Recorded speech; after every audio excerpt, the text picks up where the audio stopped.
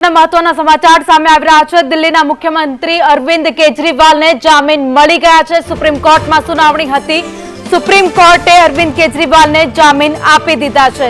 Liquor policy કેસમાં મુખ્યમંત્રી અરવિંદ કેજરીવાલ જે છેલ્લા ઘણા દિવસોથી જેલમાં બંધ હતા, જો કે જામીન પર તેમણે અરજી કરી હતી અને સુપ્રીમ કોર્ટે ચુકાદો સંભળાવ્યો છે અને અરવિંદ કેજરીવાલને જામીન આપી દીધા છે। 21 માર્ચે लिकर पॉलिसी केस में तेमनी धरपकड़ करवामां आवी हती। वधु अपडेट साथे संवाददाता दिल्ली थी अजय यादव अमारी साथे जोड़ाई गया है। अजय, अरविंद केजरीवाल ने जामीन मळी गया है।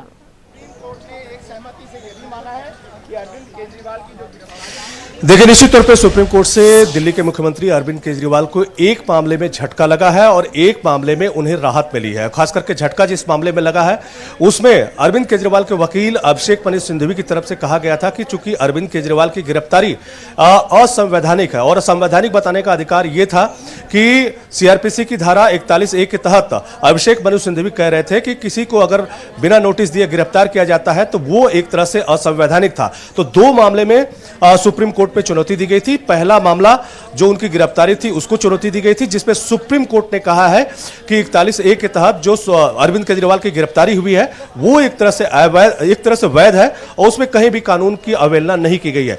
लेकिन जमानत की बात है तो जमानत के मामले में सुप्रीम कोर्ट ने अरविंद केजरीवाल को जमानत दे दी है और खास करके इस मामले में भी जब अभिषेक मनु सिंघवी की तरफ से दलील दी गई थी तब सुप्रीम कोर्ट के ही एक जजमेंट का हवाला दिया गया था, जिसमें कहा गया था कि किसी की गिरफ्तारी जो है वो एक तरह से एक्सेप्शनल हो सकती है लेकिन जमानत किसी का अधिकार हो सकता है। इसलिए अरविंद केजरीवाल को भी इस मामले में जमानत मिलनी चाहिए, क्योंकि इस मामले को लेकर के पहले भी कई सारे लोग जेल में थे, जिसको लेकर के सुप्रीम कोर्ट ने इसी तरह की टिप्पणी की थी। खास करके मनीष सिसोदिया, के कविता और जो नायर थे उनकी गिरफ्तारी के मामले में।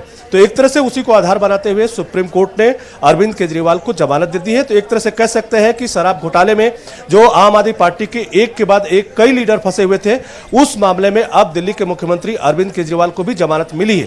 तो अब आगे ये देखना होगा कि पूरा जब जजमेंट आएगा या अभी जो जजमेंट पढ़ा जा रहा है उसमें क्या ये शर्तों के साथ जमानत मिली है या उसका कोई और क्लाज है, ये अभी थोड़ा देखना बाकी है। लेकिन ये जरूर है कि अभिषेक मनु सिंघवी जो कि अरविंद केजरीवाल के वकील हैं, उनकी तरफ से कहा गया था कि अरविंद केजरीवाल एक रेप्यूटेड आदमी है, ऐसे में अगर उनको जमानत मिलती है तो वो कहीं विदेश भाग नहीं जाएंगे। और इसी तरह से मनीष सिसोदिया को भी जब जमानत मिली थी तो शर्तों के साथ जमानत मिली थी, जिसमें उन्हें हर हफ्ते पुलिस थाने में जाकर के अपनी उपस्थिति दर्ज करानी थी। तो हो सकता है कि अरविंद केजरीवाल को भी इसी तरह के कुछ गाइडलाइन या कह सकते हैं कि जो क्लॉज है वो सुप्रीम कोर्ट की तरफ से दिया जाए। लेकिन ये जरूर है कि एक मामले में अरविंद केजरीवाल को झटका लगा है, जो कि उनकी गिरफ्तारी को चुनौती के रूप में था, लेकिन उनकी जमानत के मामले में सुप्रीम कोर्ट ने निश्चित तौर पे एक सकारात्मक या उनके पक्ष में एक तरह से फैसला सुनाया है।